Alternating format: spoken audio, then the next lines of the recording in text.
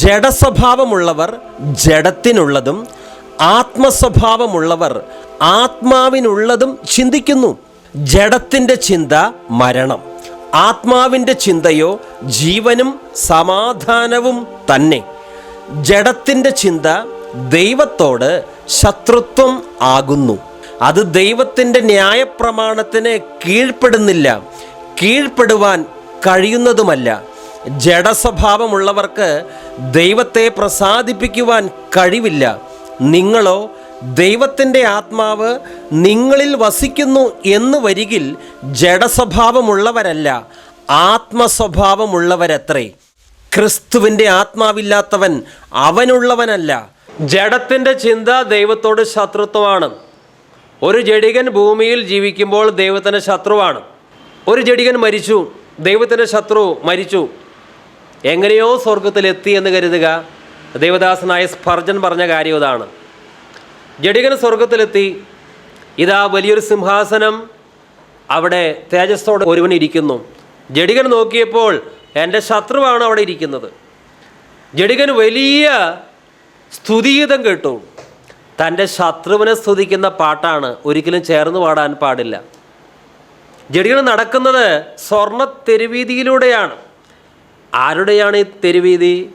തൻ്റെ ശത്രുവിൻ്റേതാണ്. അതുകൊണ്ട് എല്ലാവരും ദൈവത്തെ ആരാധിക്കുമ്പോൾ ജഡികൻ അതിലൊന്നും പങ്കെടുക്കാതെ മൗനം പാലിച്ച് ഒരു മൂലയ്ക്ക് നിൽക്കുകയാണ്. അപ്പോൾ അവിടേക്ക് പെട്ടെന്ന് കർത്താവായ യേശു ക്രിസ്തു വന്നു, തേജസ്സോടെ വന്നു. 1000 ഇടിയേക്കാൾ വലിയ ശബ്ദത്തോടെ ചോദിച്ചു, ഹേ ശത്രുവേ, നീ ഈ വിവാഹ വിരുന്നിൽ എങ്ങനെ എത്തി? ദൈവത്തിൻ്റെ സ്വർഗത്തിൽ ശത്രുവോ? ശപിക്കപ്പെട്ടവനെ, നീ നരകത്തിലേക്ക് പോവുക എന്ന് പറഞ്ഞ് അവനെ പുറത്താക്കി. ജഡികൻ സ്വർഗത്തിലെത്തുകയില്ല, എത്തിയാലും അവൻ അവിടെ പൊരുത്തപ്പെട്ടു പോകാൻ സാധ്യമല്ല. കാരണം അവൻ്റെ ശത്രുവിൻ്റെ ഭവനത്തിലാണ് അവൻ വസിക്കുന്നത്. എങ്ങനെ ശത്രുവിൻ്റെ ഭവനത്തിൽ സന്തോഷത്തോടെ വസിക്കാൻ സാധിക്കും? അത് സാധ്യമല്ലല്ലോ. ജഡത്തിൻ്റെ ചിന്ത ദൈവത്തോട് ശത്രുത്വം ആകുന്നു. അത് ദൈവത്തിൻ്റെ ന്യായപ്രമാണത്തിന് കീഴ്പ്പെടുന്നില്ല, കീഴ്പ്പെടുവാൻ കഴിയുന്നതുമല്ല. ജഡസ്വഭാവമുള്ളവർക്ക് ദൈവത്തെ പ്രസാദിപ്പിക്കുവാൻ കഴിവില്ല. ഒരു ജഡികന് സ്വന്തം ശക്തിയാൽ ഒരിക്കലും ആത്മീയനാകാൻ സാധ്യമല്ല. പരിശുദ്ധാത്മാവിൻ്റെ പ്രവർത്തനത്താൽ മാത്രമാണ് ജഡികന് ആത്മീയരാകാൻ സാധിക്കുന്നത്. ഒരിക്കൽ നമ്മളെല്ലാവരും ജഡികരായിരുന്നു. എന്നാൽ സുവിശേഷം കേട്ടു, പരിശുദ്ധാത്മാവ് നമ്മിൽ വന്നു, പരിശുദ്ധാത്മാവ് നമുക്ക് വ്യത്യാസം വരുത്തി. യിരെമ്യാ പ്രവാചന പുസ്തകത്തിൽ ദൈവം ചോദിക്കുന്നുണ്ട്, പുള്ളിപ്പുലിക്ക് തൻ്റെ പുള്ളി മാറ്റാൻ സാധിക്കുമോ? എത്യോപ്പിനെ അഥവാ കൂശ്യന് തൻ്റെ ത്വക്ക് വെളുപ്പിക്കാൻ സാധിക്കുമോ? സാധ്യമല്ല. പുള്ളിപ്പുലിക്ക് ഒരിക്കലും അതിൻ്റെ ത്വക്കിൻ്റെ നിറത്തിന് വ്യത്യാസം വരുത്താൻ സാധ്യമല്ല. നീഗ്രോയ്ക്ക് എങ്ങനെ വെളുത്തവനാകാൻ സാധിക്കും? പക്ഷേ നമ്മെ സംബന്ധിച്ച് അത് നടന്നു. നമ്മുടെ പുള്ളി മാറി. ആര് മാറ്റി? ദൈവം മാറ്റി. എത്യോപ്യക്കാരായി നമ്മൾ വെള്ളക്കാരായി മാറിയിരിക്കുകയാണ്. എങ്ങനെ? വീണ്ടും ജനനത്തിലൂടെ. പണ്ട് നാം ജഡികരായിരുന്നപ്പോൾ ഉള്ള താല്പര്യങ്ങളല്ല ഇപ്പോഴുള്ളത്. പണ്ട് നാം ജഡികരായി നടന്നപ്പോൾ പറഞ്ഞിരുന്ന വാക്കുകളല്ല നമ്മുടെ വായിൽ നിന്ന് വരുന്നത്. പണ്ട് ജഡികരായിരുന്നപ്പോൾ നമ്മൾ പണത്തിനും അതുപോലെ തന്നെ മറ്റു പല കാര്യങ്ങൾക്കും വലിയ പ്രാധാന്യം കൊടുത്തു. ആത്മീയരായപ്പോൾ പണ്ടത്തെ ലക്ഷ്യങ്ങളും താല്പര്യങ്ങളും മോഹങ്ങളുമല്ല. ഇത് നടന്നിരിക്കണം. ജഡസ്വഭാവമുണ്ട്, ആത്മസ്വഭാവവും ഉണ്ട്. ഇതെങ്ങനെ? സ്വന്തം ശക്തി കൊണ്ടോ ഇച്ഛാശക്തി കൊണ്ടോ കഴിവ് കൊണ്ടോ ഒരു ജഡികന് ആത്മീയനാകാൻ പറ്റില്ല. കാരണം ജീവിപ്പിക്കുന്നത് ആത്മാവാണ്, പരിശുദ്ധാത്മാവാണ്. നമ്മിൽ ആത്മീയ സ്വഭാവം ഉണ്ടെങ്കിൽ അതിന് ഉത്തരവാദി ആരാണ്? പരിശുദ്ധാത്മാവാണ്. ദൈവം നമ്മെ വീണ്ടും ജനനത്തിന് വിധേയമാക്കി പരിശുദ്ധാത്മാവിനാൽ നമ്മളെ നിറച്ചു. നമ്മൾ ആത്മീയരാണ്. അതുകൊണ്ട് ആ നിലവാരത്തിനൊത്ത ജീവിതം നമ്മൾ നയിക്കണം. നമ്മൾ വലിയ ആത്മീയ പാരമ്പര്യമുള്ളൊരു കുടുംബത്തിൽ ജനിച്ചു വളർന്നു എന്ന് കരുതുക. ബാല്യപ്രായത്തിൽ തന്നെ ക്രൈസ്തവ ഗാനങ്ങൾ കേൾക്കുന്നു. ബാല്യപ്രായത്തിൽ തന്നെ ധാരാളം വചനപ്രസംഗങ്ങൾ കേൾക്കുന്നു. ആത്മീയ അന്തരീക്ഷം നിറഞ്ഞ ഒരു പശ്ചാത്തലത്തിലാണ് നമ്മൾ ജനിച്ച് വളർന്നത് എങ്കിലും അതുകൊണ്ട് നാം വീണ്ടും ജനിക്കണമെന്നില്ല. വ്യക്തിപരമായി പരിശുദ്ധാത്മാവ് നമ്മിൽ ക്രിയ ചെയ്യാത്തിടത്തോളം കാലം നല്ല ആത്മീയ പാരമ്പര്യമുള്ള കുടുംബത്തിൽ ജനിച്ചാലും നമ്മൾ യഥാർത്ഥത്തിൽ രക്ഷിക്കപ്പെടുകയില്ല. രക്ഷിക്കപ്പെടാതെയും ഒരുവന് സ്നാനപ്പെടാൻ സാധിക്കും. വീണ്ടും ജനനത്തിന് വിധേയമാകാതെയും ഒരുവന് കർത്തൃമേശയിൽ പങ്കാളിയാകാൻ സാധിക്കും. അതെല്ലാം അങ്ങ് നടക്കും. പക്ഷേ യഥാർത്ഥത്തിൽ വീണ്ടും ജനനം നടക്കുന്നത് എപ്പോഴാണ്? പരിശുദ്ധാത്മാവിൻ്റെ പ്രവർത്തനത്താലാണ്. അതുകൊണ്ട് ഞാൻ എത്രയോ നല്ല പാട്ടുകൾ പാടി, എത്രയോ നല്ല പ്രസംഗങ്ങൾ കേട്ടു, അതിൻ്റെ അടിസ്ഥാനത്തിൽ രക്ഷിക്കപ്പെടുമോ? വ്യക്തിപരമായി പരിശുദ്ധാത്മാവിൻ്റെ പ്രവർത്തനത്താൽ ഒരുവന് വീണ്ടും ജനനം വരുന്നില്ല എങ്കിൽ ഏതൊക്കെ ആത്മീയ അനുഭവങ്ങളിലൂടെ കടന്നുപോയാലും അവൻ ജഡികൻ തന്നെയാണ്. ഇന്ന് പലരും വീണ്ടും ജനനം പ്രാപിക്കാതെ വീണ്ടും ജനനം പ്രാപിച്ചു എന്ന് തെറ്റിദ്ധരിച്ച് സഭകളിൽ കടന്നുകൂടിയതാണ് വല്ലാത്ത പ്രതിസന്ധിക്ക് കാരണം. വീണ്ടും ജനിച്ചിട്ടില്ല, പക്ഷേ സ്നാനപ്പെടൽ കഴിഞ്ഞു. വീണ്ടും ജനിച്ചിട്ടില്ല, പക്ഷേ കർത്തൃമേശയിൽ പങ്കെടുത്തുകൊണ്ടിരിക്കുകയാണ്. വീണ്ടും ജനിച്ചിട്ടില്ല, പാസ്റ്ററായി പ്രസംഗിക്കുകയാണ്. വാസ്തവമായിട്ട് വീണ്ടും ജനിച്ചാൽ ഇരുട്ടും വെളിച്ചവും പോലെ ഒരുവൻ്റെ ജീവിതത്തിൽ വ്യത്യാസം ഉണ്ടാകും. ഒരുവന് ക്രിസ്തുവിലായാൽ പഴയത് കഴിഞ്ഞുപോയി, ഇതാ എല്ലാം പുതുതായി തീർന്നിരിക്കുന്നു. അവൻ്റെ താല്പര്യങ്ങൾ, ആഗ്രഹങ്ങൾ, സ്വഭാവം, സംസാരം, നോട്ടം, ചിന്ത എല്ലാറ്റിലും മാറ്റം വന്നു. കാരണം പരിശുദ്ധാത്മാവാണ് നമ്മളിൽ അധിവസിക്കുന്നത്. നിങ്ങളോ ദൈവത്തിൻ്റെ ആത്മാവ് നിങ്ങളിൽ വസിക്കുന്നു എന്ന് വരികിൽ, അതിൻ്റെ അർത്ഥം നിങ്ങളിൽ ഒരുപക്ഷെ പരിശുദ്ധാത്മാവ് ഉണ്ട് എന്നല്ല, തീർച്ചയായിട്ടും പരിശുദ്ധാത്മാവുണ്ട്. പരിശുദ്ധാത്മാവുണ്ടെങ്കിൽ തീർച്ചയായിട്ടും നിങ്ങൾ ആത്മീയരാണ്, നിങ്ങൾ ആത്മസ്വഭാവമുള്ളവരാണ്. നിങ്ങളോ ദൈവത്തിൻ്റെ ആത്മാവ് നിങ്ങളിൽ വസിക്കുന്നു എന്ന് വരികിൽ ജഡസ്വഭാവമുള്ളവരല്ല, ആത്മസ്വഭാവമുള്ളവരത്രേ. നിങ്ങൾക്ക് ഹൃദയമുണ്ടെങ്കിൽ തീർച്ചയായിട്ടും ആ ഹൃദയം മിടിക്കും. അതേ പ്രയോഗമാണ് അവിടെ. നിങ്ങൾക്ക് പരിശുദ്ധാത്മാവുണ്ടെങ്കിൽ പരിശുദ്ധാത്മാവ് നിങ്ങൾ വസിക്കുന്നു എന്ന് വരികിൽ നിങ്ങൾ ആത്മസ്വഭാവമുള്ളവരാണ്. ഒരു ആത്മീയൻ ഈ ലോകത്തിൽ ജീവിക്കുന്നു. TV ന്യൂസ് കേൾക്കേണ്ടി വരും, ന്യൂസ് പേപ്പർ വായിക്കേണ്ടി വരും. ന്യൂസ് കാണാനാണോ ബൈബിൾ വായിക്കാനാണോ ഒരു ആത്മീയന് താല്പര്യം? ഒരു ആത്മീയനെ സംബന്ധിച്ച് എപ്പോഴും ആത്മീയമായ കാര്യങ്ങളോടാണ് അവനെ എരിവ് കാണിക്കേണ്ടത്. നാം ഈ ലോകത്തിൽ ജീവിക്കുമ്പോൾ വാർത്ത അറിയുവാൻ ന്യൂസ് കേൾക്കുന്നത് ഒരു പാപമല്ല. പക്ഷേ ബൈബിൾ വായനയേക്കാൾ കൂടുതൽ ന്യൂസ് അങ്ങനെയുള്ള കാര്യങ്ങൾക്കാണ് താല്പര്യം നമ്മുടെ ഹൃദയത്തിൽ വരുന്നതെങ്കിൽ നമ്മൾ ആത്മീയരല്ല. ചിലർക്ക് രാഷ്ട്രീയ കാര്യങ്ങൾ വളരെ എരിവോടെ സംസാരിക്കും, ചിലർക്ക് സഭാ രാഷ്ട്രീയമായിരിക്കും ഭയങ്കര താല്പര്യം. ഒന്ന് ആത്മീയരല്ല. സങ്കീർത്തനങ്ങൾ 119:97, നിന്റെ ന്യായപ്രമാണം എനിക്ക് എത്രയോ പ്രിയം, ഇടവിടാതെ അതെൻ്റെ ധ്യാനമാകുന്നു. രാവും പകലും അവൻ ദൈവവചനം ധ്യാനിച്ചുകൊണ്ടിരിക്കുകയാണ്. അവന് ഈ ചപ്പു ചവറ് കാര്യങ്ങളൊന്നുമല്ല അവന് താല്പര്യം. അവന് കിഴവിക്കഥകൾ കേൾക്കാനല്ല താല്പര്യം. ഇടപെടാതെ ആത്മീയൻ്റെ ധ്യാനം എന്താണ്? ഷെയർ മാർക്കറ്റിൻ്റെ കാര്യങ്ങളൊന്നുമല്ല, വചനമാണ് അവൻ ധ്യാനിക്കുന്നത്. എങ്ങനെ കാശുണ്ടാക്കാം, അതിന് ഏത് പോംവഴി, അതല്ല അവൻ ചിന്തിക്കുന്നത്, വചനമാണ് ചിന്തിക്കുന്നത്. കാരണം എന്താണ്? അവൻ ആത്മസ്വഭാവമുള്ളവനാണ്. അപ്പം ഇന്ന് ജഡികന്മാരും സഭയിൽ വന്നതുകൊണ്ട് ആത്മീയന്മാർക്കും പ്രശ്നമായി തുടങ്ങി. കണ്ടോ, അവരൊക്കെ അതാ ചെയ്യുന്നത്, ഞാൻ മാത്രം ഇപ്പോൾ ഇവരുടെ ഇടയിൽ ഇതൊന്നും ചെയ്യാണ്ടിരിക്കേണ്ട കാര്യമുണ്ടോ? ഇതൊക്കെ ചെയ്തിട്ട് അവർക്ക് ഒരു കുഴപ്പമില്ലാതെ ചർച്ചിൽ അംഗീകാരം കിട്ടുന്നുണ്ട്, നോ പ്രോബ്ലം. പക്ഷെ ഇതൊന്നും ആത്മീയരല്ല. പ്രിയമുള്ളവരെ, നമ്മൾ കൂടുതൽ വിശുദ്ധിയിലേക്കും വചനത്തിലേക്ക് അടുക്കുമ്പോഴാണ് ഇന്നത്തെ സഭകളുടെ അവസ്ഥ, മറ്റു വിശ്വാസികളുടെ അവസ്ഥ, ഇനി നമ്മുടെ അവസ്ഥ നമുക്ക് മനസ്സിലാകുന്നത്. ഭയങ്കര സങ്കടകരമായ അവസ്ഥയാണ്. കാപഢ്യമോ പ്രസംഗവേദിയിലാണ് ജാട ഏറ്റവും കൂടുതൽ വെളിപ്പെടുന്നത്.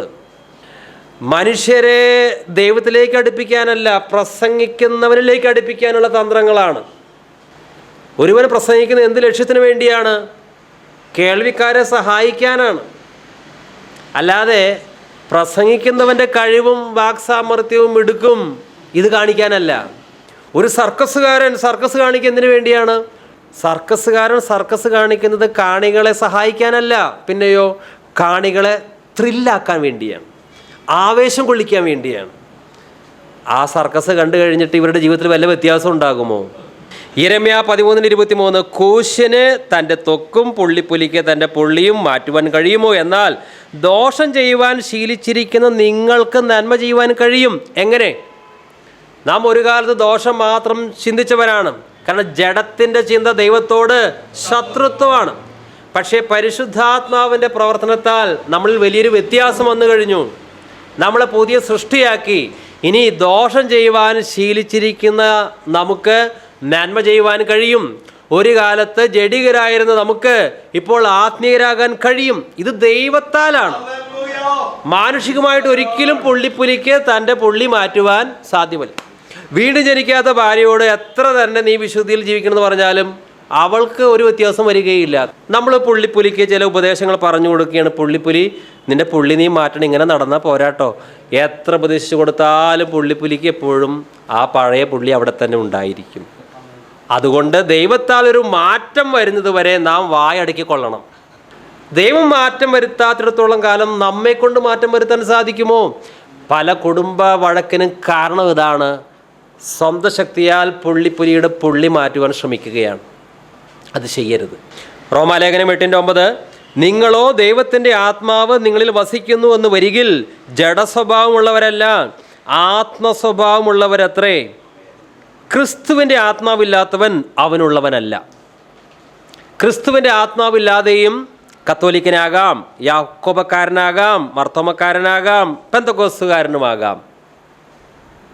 ഒരു പ്രത്യേക സഭാവിഭാഗത്തിൽ ജനിച്ചു വളർന്നു, പള്ളിയിൽ പോയി ചില ചടങ്ങുകൾ കണ്ടു, അതുകൊണ്ട് ആരും ക്രിസ്തുവിനുള്ളവനാകുന്നില്ല. ആരാണ് ക്രിസ്തുവിനുള്ളവൻ? ക്രിസ്തുവിൻ്റെ ആത്മാവുള്ളവൻ മാത്രമാണ് ക്രിസ്തുവിനുള്ളവൻ. ഇന്ന് ചില പള്ളി ഭക്തരോട് നിങ്ങളിൽ ക്രിസ്തുവിൻ്റെ ആത്മാവുണ്ടോ എന്ന് ചോദിച്ചാൽ അവർ പറയും, ക്രിസ്തുവിൻ്റെ ആത്മാവോ? ഞങ്ങൾ പാരമ്പര്യമായി പള്ളി ഭക്തരാണ്, ഞങ്ങൾ തലമുറകളായി പള്ളിയിൽ അംഗത്തെടുത്തവരാണ്, ഞങ്ങൾ അതിലെ ചടങ്ങുകൾ കാണുന്നു, നിൽക്കുന്നിടത്ത് തന്നെ ഞങ്ങൾ നിന്ന് മരിക്കും, ഞങ്ങളെ സ്നാനപ്പെടുത്താനോ സഭ മാറാനോ നിങ്ങൾ ആ കാര്യത്തിന് പരിശ്രമിക്കരുത് കേട്ടോ.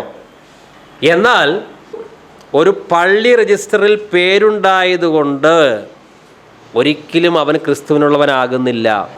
നിങ്ങളോ ദൈവത്തിൻ്റെ ആത്മാവ് നിങ്ങളിൽ വസിക്കുന്നു എന്ന് വരികിൽ ജഡസ്വഭാവമുള്ളവരല്ല ആത്മസ്വഭാവമുള്ളവരത്രേ. ക്രിസ്തുവിൻ്റെ ആത്മാവില്ലാത്തവൻ അവനുള്ളവനല്ല. ക്രിസ്തുവിൻ്റെ ആത്മാവില്ലാത്തവൻ ക്രിസ്തുവിനുള്ളവനല്ല. നമ്മൾ സഭയിൽ പോകുന്നു, എല്ലാവരും പറയും അവൻ ആൾ നല്ല ആത്മീയനാണ് കേട്ടോ. കാരണം സഭയ്ക്ക് വേണ്ടി ഒത്തിരി കാശൊക്കെ തരുന്ന ആളാണ്, നല്ല ആത്മീയനാണ്. ക്രിസ്തുവിൻ്റെ ആത്മാവില്ലാതെയും ദൈവവേലയ്ക്ക് വേണ്ടി ചിലതൊക്കെ ചെയ്യാൻ പറ്റും.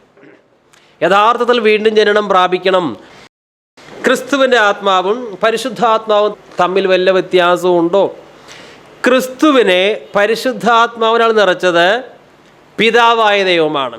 പിതാവായ ദൈവം പുത്രനെ അഭിഷേകം ചെയ്തു, പുത്രൻ പരിശുദ്ധാത്മാവിനാൽ നിറഞ്ഞു. ക്രിസ്തുവിൽ വിശ്വസിക്കുമ്പോൾ ക്രിസ്തു തന്നിലുള്ള ഈ പരിശുദ്ധാത്മാവിനെയാണ് നമുക്ക് തരുന്നത്. അപ്പോൾ ക്രിസ്തുവിൻ്റെ ആത്മാവെന്ന് പറഞ്ഞാലും പരിശുദ്ധാത്മാവെന്ന് പറഞ്ഞാലും ഒന്ന് തന്നെയാണ് എന്നാണ് വേദപണ്ഡിതർ പലരും അഭിപ്രായപ്പെടുന്നത്. ക്രിസ്തു തന്നിലുള്ള പരിശുദ്ധാത്മാവിനെ നമുക്ക് തരുന്നു. ക്രിസ്തുവിലുള്ള ആത്മാവ് പരിശുദ്ധാത്മാവാണ്. അതുകൊണ്ട് വിശുദ്ധ ബൈബിളിൽ ക്രിസ്തുവിൻ്റെ ആത്മാവ് എന്ന് മറ്റു പല ഭാഗങ്ങളിൽ പറഞ്ഞിട്ടുണ്ട്. അതൊന്ന് വായിക്കുകയാണ്. ഫിലിപ്പിയർ 1:19, നിങ്ങളുടെ പ്രാർത്ഥനയാലും യേശു ക്രിസ്തുവിൻ്റെ ആത്മാവിൻ്റെ സഹായത്താലും അത് എനിക്ക് രക്ഷാകാരണമായി തീരുമെന്ന് ഞാൻ അറിയുന്നു. 1 പത്രോസ് 1:11, അവരിലുള്ള ക്രിസ്തുവിൻ ആത്മാവ് ക്രിസ്തുവിന് വരേണ്ട കഷ്ടങ്ങളെയും പിൻവരുന്ന മഹിമയെയും മുൻകൂട്ടി സാക്ഷീകരിച്ചപ്പോൾ. ഗലാത്യർ 4:6, നിങ്ങൾ മക്കളാകൊണ്ട് അബ്ബാ പിതാവേ എന്ന് വിളിക്കുന്ന സ്വപുത്രൻ്റെ ആത്മാവിനെ ദൈവം നമ്മുടെ ഹൃദയങ്ങളിൽ അയച്ചു. അപ്പസ്തോല പ്രവർത്തനങ്ങൾ 16:7 മുസ്സിയിലെത്തി ബിഥുന്യയ്ക്ക് പോകുവാൻ ശ്രമിച്ചു, യേശുവിൻ്റെ ആത്മാവോ അവരെ സമ്മതിച്ചില്ല. പരിശുദ്ധാത്മാവ് നമ്മിൽ വസിക്കുന്നത് കൊണ്ടാണ് യേശു നമ്മിൽ വസിക്കുന്നു എന്നുള്ള കാര്യം തിരിച്ചറിയുന്നത്. പരിശുദ്ധാത്മാവുണ്ടെങ്കിൽ യേശു നമ്മിലുണ്ട്, യേശു ഉണ്ടെങ്കിൽ പരിശുദ്ധാത്മാവ് നമ്മിലുണ്ട്. യേശു നമ്മിൽ വസിക്കുന്നു എന്നുള്ള കാര്യം പരിശുദ്ധാത്മാവ് ബോധ്യം തരണം. രണ്ടും പരസ്പരം വേർപിരിക്കാൻ പറ്റില്ല. ക്രിസ്തു നമ്മിൽ വസിക്കുന്നു എന്നുള്ള കാര്യം പരിശുദ്ധാത്മാവാണ് നമുക്ക് ബോധ്യം തരുന്നത്. പരിശുദ്ധാത്മാവില്ലാത്തവർക്ക് ക്രിസ്തു അവരിൽ വസിക്കുന്നു എന്നുള്ള ബോധ്യം ലെവലേശം ഉണ്ടായിരിക്കുകയില്ല. അവർ ചില ആചാരാനുഷ്ഠാനങ്ങൾ അങ്ങനെ ചെയ്തുകൊണ്ടിരിക്കുന്നുണ്ടാകാം. 1 യോഹന്നാൻ 3:24 അവസാന ഭാഗം, അവൻ, അതായത് യേശു നമ്മിൽ വസിക്കുന്നുവെന്ന് അവൻ നമുക്ക് തന്ന ആത്മാവിനാൽ നാം അറിയുന്നു. ഇവിടെ ഉദ്ദേശിക്കുന്ന ആത്മാവ് പരിശുദ്ധാത്മാവാണ്. ക്രിസ്തുവിൻ്റെ ആത്മാവ് ഇല്ലാത്ത വ്യക്തികൾക്കും സുവിശേഷ വേല ചെയ്യാം. ക്രിസ്തുവിൻ്റെ ആത്മാവില്ലാത്തവർക്ക് ഒരുപക്ഷെ വചനം പ്രസംഗിക്കുവാൻ ട്രാക്റ്റ് കൊടുക്കുവാൻ, ദൈവവേലയ്ക്ക് വേണ്ടി ചില കാര്യങ്ങൾ ചെയ്യുവാൻ കഴിഞ്ഞു എന്ന് വരാം. വീണ്ടും ജനിക്കാത്തവർക്കും ഈ ദൈവവേല എന്ന് പറയുന്നതിൽ ചിലപ്പോൾ പങ്കാളികളാകാൻ സാധിച്ചു എന്ന് വരാം. പക്ഷേ ക്രിസ്തുവിൻ്റെ ആത്മാവില്ലാത്തവൻ ക്രിസ്തുവിനെ ശുശ്രൂഷിക്കുന്നത് ക്രിസ്തുവിന് താല്പര്യമില്ല. സഭയിൽ ഒരുപക്ഷെ ഒരു വ്യക്തി വലിയ ആത്മീയനാണ് എന്ന് എല്ലാവരും പറഞ്ഞ് സ്ഥാനം കൊടുത്തിട്ടുണ്ടാകും. പക്ഷെ ആ വ്യക്തിയിൽ ക്രിസ്തുവിൻ്റെ ആത്മാവില്ല എങ്കിൽ അവൻ ചെയ്യുന്ന ക്രിസ്തീയ വേലകളൊക്കെ ക്രിസ്തുവിന് വെറുപ്പാണ്. പഴയ നിയമത്തിൽ ദേവാലയത്തിൽ പുരോഹിതന്മാർ ശുശ്രൂഷ ചെയ്യുമ്പോൾ ശണവസ്ത്രം ധരിക്കണം, വിയർപ്പുണ്ടാകില്ല. ആട്ടിൻ രോമം കൊണ്ടുള്ള വസ്ത്രം ധരിക്കാൻ പാടില്ല. ആട്ടിൻ രോമം കൊണ്ടുള്ള വസ്ത്രം പുരോഹിതൻ ധരിച്ച് ദേവാലയത്തിൽ വിശുദ്ധ മന്ദിരത്തിൽ ശുശ്രൂഷ ചെയ്താൽ വിയർപ്പ് നാറിക്കൊണ്ട് ദേവാലയത്തിൽ ശുശ്രൂഷിക്കുന്ന ദൈവത്തിന് ഇഷ്ടമേ അല്ല. ഇതുപോലെ ക്രിസ്തുവിൻ്റെ ആത്മാവില്ലാത്തവൻ, വീണ്ടും ജനിക്കാത്തവൻ ക്രിസ്തുവിൻ്റെ വേലയിൽ പങ്കാളികളാകാൻ പാടില്ല. എസെക്കിയേൽ 44:17-18 വാക്യങ്ങൾ. എന്നാൽ അകത്തെ പ്രാകാരത്തിൻ്റെ വാതിലുകൾക്കകത്ത് കടക്കുമ്പോൾ അവർ ശണവസ്ത്രം ധരിക്കണം. അകത്തെ പ്രാകാരത്തിൻ്റെ വാതിൽക്കലും ആലയത്തിനകത്തും ശുശ്രൂഷ ചെയ്യുമ്പോൾ ആട്ടിൻ രോമം കൊണ്ടുള്ള വസ്ത്രം ധരിക്കരുത്. അവരുടെ തലയിൽ ശണം കൊണ്ടുള്ള തലപ്പാവും അരയിൽ ശണം കൊണ്ടുള്ള കാൽക്കുപ്പായവും ഉണ്ടായിരിക്കണം. വിയർപ്പുണ്ടാകുന്ന യാതൊന്നും അവർ ധരിക്കരുത്. വീണ്ടും സങ്കീർത്തനങ്ങൾ 50:16-17 വാക്യങ്ങൾ. എന്നാൽ ദുഷ്ടനോട് ദൈവം അരുളി ചെയ്യുന്നു, നീ എൻ്റെ ചട്ടങ്ങളെ അറിയിക്കുവാനും എൻ്റെ നിയമത്തെ നിൻ്റെ വായിലെടുക്കുവാനും നിനക്കെന്ത് കാര്യം? നീ ശാസനയെ വെറുത്ത് എൻ്റെ വചനങ്ങളെ നിൻ്റെ പുറത്ത് എറിഞ്ഞു കളയുന്നുവല്ലോ. ക്രിസ്തുവിൻ്റെ ആത്മാവില്ലാത്തവൻ ക്രിസ്തുവിനുള്ളവനല്ല. അതുകൊണ്ട് ക്രിസ്തുവിൻ്റെ ശുശ്രൂഷയിൽ അവൻ പങ്കാളിയാകരുത്. യൂദാ 19. അവർ ഭിന്നത ഉണ്ടാക്കുന്നവർ, പ്രാകൃതന്മാർ, ആത്മാവില്ലാത്തവർ, പരിശുദ്ധാത്മാവില്ലാത്തവർ. നമ്മൾ ആരാണ്? പരിശുദ്ധാത്മാവുള്ളവരാണ്. നിങ്ങളോ ദൈവത്തിൻ്റെ ആത്മാവ് നിങ്ങളിൽ വസിക്കുന്നു എന്ന് വരികിൽ നമ്മൾ ജഡസ്വഭാവമുള്ളവരല്ല, ആത്മസ്വഭാവമുള്ളവരാണ്. നിങ്ങളോ ദൈവത്തിൻ്റെ ആത്മാവ് നിങ്ങളിൽ വസിക്കുന്നു എന്ന് വരികിൽ ജഡസ്വഭാവമുള്ളവരല്ല, ആത്മസ്വഭാവമുള്ളവരത്രേ. ക്രിസ്തുവിൻ്റെ ആത്മാവില്ലാത്തവൻ അവനുള്ളവനല്ല. ക്രിസ്തുവിൻ്റെ ആത്മാവില്ലാത്തവൻ ക്രിസ്തുവിനുള്ളവനല്ല. ആ വാക്യത്തെ ഇങ്ങനെ പറയാം: ക്രിസ്തുവിൻ്റെ ആത്മാവുള്ളവൻ ക്രിസ്തുവിനുള്ളവനാണ്, അവനുള്ളവനാണ്.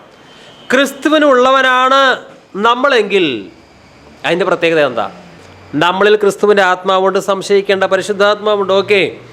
നമ്മളിൽ പരിശുദ്ധാത്മാവുണ്ട്, അതുകൊണ്ട് നാം ക്രിസ്തുവിനുള്ളവരാണ്. ക്രിസ്തുവിനുള്ളവരാണ് എങ്കിൽ എന്താ പ്രത്യേകത? പിന്നെ നാം നമുക്കുള്ളവരല്ല. ക്രിസ്തു നമ്മെ തിരഞ്ഞെടുത്തു. യഹോവ തൻ്റെ ഭക്തനെ തനിക്കായി വേർതിരിച്ചിരിക്കുന്നു. നിങ്ങൾ താന്താങ്ങൾക്കുള്ളവരല്ല. നിങ്ങളുടെ ശരീരം കൊണ്ട് നിങ്ങൾ ദൈവത്തെ മഹത്വപ്പെടുത്തുവിൻ. ഒരുവൻ എല്ലാവർക്കും വേണ്ടി മരിച്ചിരിക്കുക, ഇനി ജീവിച്ചിരിക്കുന്നവരാരും അവർക്ക് വേണ്ടി ജീവിക്കരുത്. അവർക്ക് വേണ്ടി മരിച്ചുയർത്ത ക്രിസ്തുവിന് വേണ്ടി ജീവിക്കണം.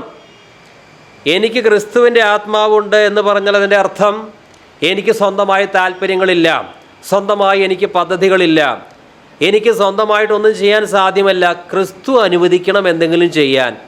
ക്രിസ്തു പറയുന്ന കാര്യങ്ങൾ എനിക്ക് പറയാൻ അനുവാദമുള്ളൂ. ഞാൻ മൊത്തമായി ക്രിസ്തുവിൻ്റേതാണ്, ഈ ബോധ്യം ഉണ്ടായിരിക്കണം. ഞാൻ ക്രിസ്തുവിൻ്റെ ആത്മാവുള്ളവനാണ് എങ്കിൽ ഞാൻ ക്രിസ്തുവിനുള്ളവനാണ്. ഞാൻ എനിക്കുള്ളവൻ പോലുമല്ല. എനിക്കിവിടെ എൻ്റേതെന്ന് പറയാൻ ഒന്നുമില്ല. കാരണം ഞാൻ ആരുടെയാണ്? ക്രിസ്തുവിൻ്റെ. 2 വാക്യങ്ങൾ പരിചിതമാണെങ്കിലും ഒന്ന് വായിക്കുകയാണ്. സങ്കീർത്തനങ്ങൾ 4:3. യഹോവ ഭക്തനെ തനിക്ക് വേർതിരിച്ചിരിക്കുന്നു എന്നറിയുവിൻ. 2 കൊരിന്ത്യർ 5:14. ക്രിസ്തുവിൻ്റെ സ്നേഹം ഞങ്ങളെ നിർബന്ധിക്കുന്നു. എല്ലാവർക്കും വേണ്ടി ഒരുവന് മരിച്ചിരിക്കെ എല്ലാവരും മരിച്ചുവെന്നും ജീവിക്കുന്നവർ ഇനി തങ്ങൾക്കായിട്ടല്ല തങ്ങൾക്ക് വേണ്ടി മരിച്ച് ഉയർത്തവനായിട്ട് തന്നെ ജീവിക്കേണ്ടതിന് അവൻ എല്ലാവർക്കും വേണ്ടി മരിച്ചു എന്നും ഞങ്ങൾ നിർണയിച്ചിരിക്കുന്നു. 1 കൊരിന്ത്യർ 6:19-20. ദൈവത്തിൻ്റെ ദാനമായി നിങ്ങളിൽ ഇരിക്കുന്ന പരിശുദ്ധാത്മാവിൻ്റെ മന്ദിരമാകുന്നു നിങ്ങളുടെ ശരീരമെന്നും നിങ്ങളെ വിലയ്ക്ക് വാങ്ങിയിരിക്കിയാൽ നിങ്ങൾ താന്താങ്ങൾക്കുള്ളവരല്ല എന്നും അറിയുന്നില്ലയോ? ആകയാൽ നിങ്ങളുടെ ശരീരം കൊണ്ട് നിങ്ങൾ ദൈവത്തെ മഹത്വപ്പെടുത്തുവിൻ. ഈ ഭൂമിയിലായിരിക്കുമ്പോൾ ക്രിസ്തുവിൻ്റെ ആത്മാവിനെ പ്രാപിച്ചവർക്ക് മാത്രമേ ക്രിസ്തു രണ്ടാമത് വരുമ്പോൾ ക്രിസ്തുവിനോടുകൂടെ സ്വർഗത്തിൽ പ്രവേശിക്കാൻ സാധിക്കൂ. ക്രിസ്തുവിൻ്റെ ആത്മാവുള്ളവരെ മാത്രമേ അവിടെ കാണൂ. ഇന്ന് ഭൂമിയിൽ പലർക്കും ഞങ്ങൾ വലിയ ആത്മീയരാണ് അവകാശപ്പെടാൻ സാധിക്കും. പക്ഷേ ക്രിസ്തുവിൻ്റെ ആത്മാവുള്ളവനെ മാത്രമേ നമുക്ക് സ്വർഗത്തിൽ കാണാൻ സാധിക്കൂ. യഥാർത്ഥത്തിൽ വീണ്ടും ജനിച്ചവരാരാണ്? യഥാർത്ഥത്തിൽ ആത്മസ്വഭാവമുള്ളവർ ആരാണ്? ദൈവത്താൽ വാസ്തവമായിട്ട് തിരഞ്ഞെടുക്കപ്പെട്ട് ദൈവത്തെ പ്രസാദിപ്പിച്ച് നടന്നവരാരാണ് എന്നുള്ള കാര്യം എപ്പോഴാണ് വ്യക്തമാകുക? സ്വർഗത്തിൽ ചെല്ലുമ്പോൾ. ഇപ്പോൾ പലതും നടക്കും. ഇപ്പോൾ മറ്റുള്ളവരുടെ മുമ്പാകെ ഞാൻ ആത്മീയനാണ് എന്ന ധാരണ വരുത്തുവാൻ നമുക്ക് സാധിച്ചു എന്ന് വരാം. നമ്മുടെ വാക്കുകൊണ്ടോ സാക്ഷ്യം കൊണ്ടോ ഒക്കെ ഞാൻ നിങ്ങളെക്കാൾ വലിയ ആത്മീയനാണ് എന്നുള്ള ധാരണ കൊടുക്കുവാൻ നമുക്ക് കഴിഞ്ഞു എന്ന് വരാം. എന്തു ഫലം? ക്രിസ്തുവിൻ്റെ ആത്മാവുള്ളവൻ മാത്രമേ സ്വർഗത്തിൽ ഉണ്ടാവുകയുള്ളൂ. റോമാലേഖനം 8:5-9 വരെ വായിക്കുകയാണ്. ജഡസ്വഭാവമുള്ളവർ ജഡത്തിനുള്ളതും ആത്മസ്വഭാവമുള്ളവർ ആത്മാവിനുള്ളതും ചിന്തിക്കുന്നു. ജഡത്തിൻ്റെ ചിന്ത മരണം, ആത്മാവിൻ്റെ ചിന്തയോ ജീവനും സമാധാനവും തന്നെ. ജഡത്തിൻ്റെ ചിന്ത ദൈവത്തോട് ശത്രുത്വമാകുന്നു. അത് ദൈവത്തിൻ്റെ ന്യായപ്രമാണത്തിന് കീഴ്പ്പെടുവാൻ കഴിയുന്നതുമല്ല. ജഡസ്വഭാവമുള്ളവർക്ക് ദൈവത്തെ പ്രസാദിപ്പിക്കുവാൻ കഴിവില്ല. നിങ്ങളോ ദൈവത്തിൻ്റെ ആത്മാവ് നിങ്ങളിൽ വസിക്കുന്നു എന്ന് വരികിൽ ജഡസ്വഭാവമുള്ളവരല്ല ആത്മസ്വഭാവമുള്ളവരത്രേ. ക്രിസ്തുവിൻ്റെ ആത്മാവില്ലാത്തവൻ ക്രിസ്തുവിനുള്ളവനല്ല. സ്നേഹവാനായ സ്വർഗീയ പിതാവേ, ഞങ്ങളിൽ പരിശുദ്ധാത്മാവ് വസിക്കുന്നു. ഞങ്ങൾ ആത്മസ്വഭാവമുള്ളവരാണ്, ഞങ്ങൾ ജഡസ്വഭാവമുള്ളവരല്ല. ആ വേദഭാഗങ്ങളിൽ നിന്ന് ഒന്നുകൂടി ചിന്തിക്കുവാൻ ഞങ്ങൾക്കൊരവസരം തന്നല്ലോ. ഞങ്ങളിൽ ക്രിസ്തുവിൻ്റെ ആത്മാവ് വസിക്കുന്നു. ഞങ്ങൾ ഇനി ഞങ്ങൾക്കുള്ളവരല്ല. കർത്താവെ, ഞങ്ങളെ മൊത്തമായും അങ്ങ് സ്വന്തമാക്കിയിരിക്കുന്നു. ഞങ്ങളുടെ സ്വന്തമായ ഒരു അവയവവും ഞങ്ങളുടെ ശരീരത്തിലില്ല. ആ ബോധ്യത്തോടെ ജീവിക്കാൻ ഞങ്ങൾക്ക് വേണ്ട കൃപ നൽകുമാറാകണമേ. ജഡികരായ വ്യക്തികൾക്ക് വേണ്ടി പ്രാർത്ഥിക്കുന്നു. കർത്താവെ, അവർ മാനസാന്തരപ്പെടുവാനും നിത്യശിക്ഷാവിൽ നിന്ന് രക്ഷ പ്രാപിക്കുവാനും വീണ്ടും ജനിക്കുവാനും ഞങ്ങൾ പ്രാർത്ഥിക്കുന്നു. കർത്താവെ, അങ്ങ് ഞങ്ങളെ വിളിച്ചു, വേർതിരിച്ചു, വീണ്ടും ജനനാനുഭവത്തിലൂടെ ഞങ്ങളെ അങ്ങ് കൊണ്ടുപോയി. അതിന് യോഗ്യമായൊരു ജീവിതം ഞങ്ങൾക്ക് തരുമാറാകണമേ. ജഡത്തിൻ്റെ ചിന്ത ദൈവത്തോട് ശത്രുത്വമാണല്ലോ. ഞങ്ങളെപ്പോഴും ആത്മസ്വഭാവമുള്ളവരായി ജീവിക്കുവാൻ ഞങ്ങളെ സഹായിക്കുമാറാകണമേ. പരിശുദ്ധാത്മാവ് ഞങ്ങളെ വിലക്കുമാറാകണമേ. ഞങ്ങളുടെ സ്വന്തം ബുദ്ധിയിൽ പോകാതെ പരിശുദ്ധാത്മാവിൻ്റെ പ്രബോധനത്തിന് കീഴ്വഴങ്ങി ജീവിക്കുവാൻ വേണ്ട കൃപ നൽകുമാറാകണമേ. യേശുവിൻ്റെ നാമത്തിൽ തന്നെ.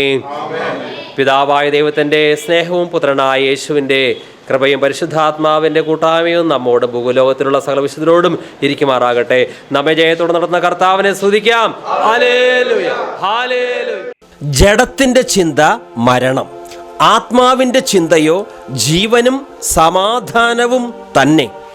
ജഡത്തിൻ്റെ ചിന്ത ദൈവത്തോട് ശത്രുത്വം ആകുന്നു.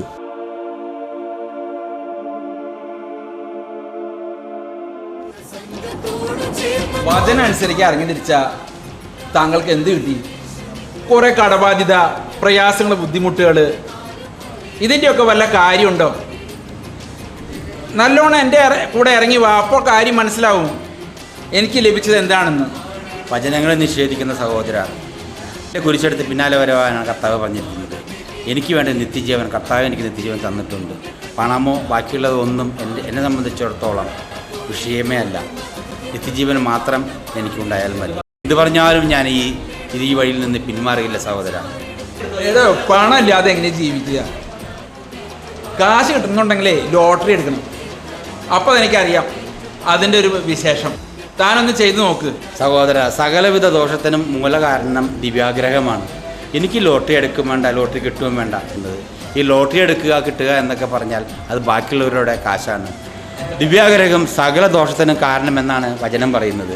ലോട്ടറി എടുത്ത് എനിക്ക് പണക്കാരനാകേണ്ട സഹോദര. അന്യരുടെ പണത്തെ ആഗ്രഹിക്കരുത് എന്നാണ് കർത്താവ് പറഞ്ഞിരിക്കുന്നത്. അതുകൊണ്ട് ഈ കിട്ടുന്ന ലോട്ടറിയുടെ പണം തീർത്തും അന്യരുടെ വകയാണ്.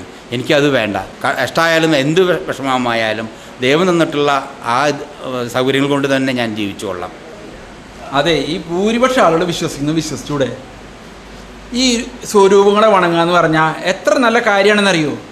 നമുക്കൊരു വിഗ്രഹത്തെ വണങ്ങുന്നതിന് എന്താ തെറ്റ്? ഞാൻ പറയട്ടെ, ഒരു യേശുവിൻ്റെ രൂപം നമ്മുടെ വീട്ടിലൊന്ന് മേടിച്ച് വെച്ച് നോക്ക്. എന്ത് രസമാണെന്നറിയോ, അത് കാണാൻ തന്നെ എന്ത് ഭംഗിയാണ്. നമ്മുടെ കാര്യങ്ങളെല്ലാം നടക്കും. ഞാൻ ദിവസവും അതിനോട് പ്രാർത്ഥിക്കുകയാണ്. എനിക്ക് എന്ത് വല്ല കുറവുണ്ടോ നോക്ക്, പെരുന്നാളിനോ അല്ലെങ്കിൽ ഏതോ രൂപക്കൂട്ട് എഴുന്നള്ളിക്കുന്ന കാര്യത്തിനോ ഒന്ന് കടന്നു വന്ന് നോക്ക്. അപ്പോൾ കിട്ടുന്ന അനുഭവങ്ങളും താങ്കൾക്ക് മനസ്സിലാവും. അല്ലാതെ ചുമ്മാ വെറുതെ ഒന്നുമില്ലാതെ ദൈവമേ ദൈവമേ എന്ന് പറഞ്ഞുകൊണ്ട് വല്ല പ്രയോജനമുണ്ടോ? നമ്മൾ ഒരു പടം കണ്ട് അതിനോട് പ്രാർത്ഥിക്കുമ്പോഴേ നമുക്ക് ലഭിക്കുകയുള്ളൂ. എൻ്റെ പ്രിയ സഹോദര, ദൈവവചനത്തിൽ അങ്ങനെ പറഞ്ഞിട്ടില്ല. സ്വരൂപങ്ങളെയോ ഒന്നും ആരാധിക്കുകയോ വണങ്ങുകയോ ചെയ്യരുത് എന്നാണ് പുറപ്പാട് 20 പറഞ്ഞിരിക്കുന്നത്.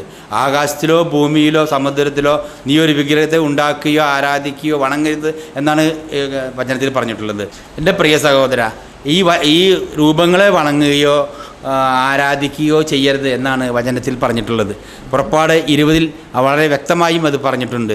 ആകാശത്തിലോ ഭൂമിയിലോ സമുദ്രത്തിലോ എവിടെയെങ്കിലും ഒരു രൂപത്തെ ഉണ്ടാക്കുകയോ വണങ്ങുകയോ ചെയ്യരുത് എന്നാണ് പറഞ്ഞിരിക്കുന്നത്. അങ്ങനെ ചെയ്യുന്നവർ ശപിക്കപ്പെട്ടവരും നരകാഗ്നിയിൽ ഉൾപ്പെടുന്നവരുമാണ്. അതുകൊണ്ട് ഞാൻ ഒരിക്കലും ഒരു രൂപത്തെ വണങ്ങുകയോ അതുകൊണ്ടുണ്ടാകുന്ന എന്തോ ഒരു സാമ്പത്തിക നേട്ടമോ ഭൗതിക നേട്ടങ്ങളോ എനിക്ക് വേണ്ട.